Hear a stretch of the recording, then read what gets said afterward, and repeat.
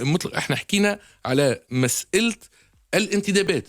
هو كيف تولي الانتدابات تتعلق في مكتب الشغل وتتعلق في الولاية وتتعلق في المعتمديات، احنا مشينا أكثر أنه الاتفاق على أنه الانتدابات اللي باش تصير في الصحراء تتعلق في المعتمديات باش الناس تعرف والناس تشارك معناتها مش صحيح انه ما فماش اختصاص في الجهه، لانه فما عديد من الانتدابات اللي هي اليد عامله غير مختصه. من حق ابناء الجهه انهم يشاركوا ويكون عندهم حظهم في الشغل في الجهه، الناس تعرف والناس تشارك معناتها مش صحيح انه ما فماش اختصاص في الجهه، لانه فما عديد من الانتدابات اللي هي اليد عامله غير مختصه. من حق ابناء الجهه انهم يشاركوا ويكون عندهم حظهم في الشغل في الجهه، هذا حقهم. فما جانب التمييز الايجابي اللي احنا فيه معه، احنا المطالب متبنينها وماشيين في تطبيقها، فيهم ما احنا قادرين عليه حالا وماشيين فيه، وفيه ما هو على مدى متوسط.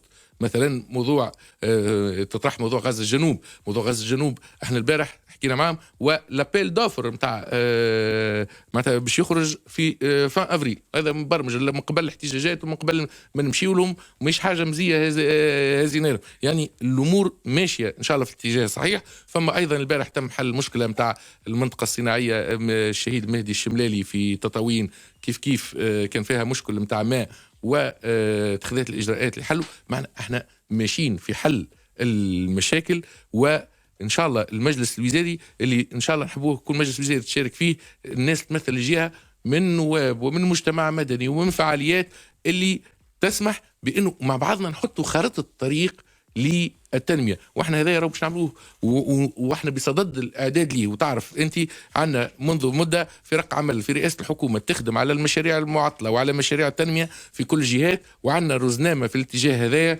انه حبوا نتقدموا بشكل تشاركي ولكن بالشكل القادر للتحقيق.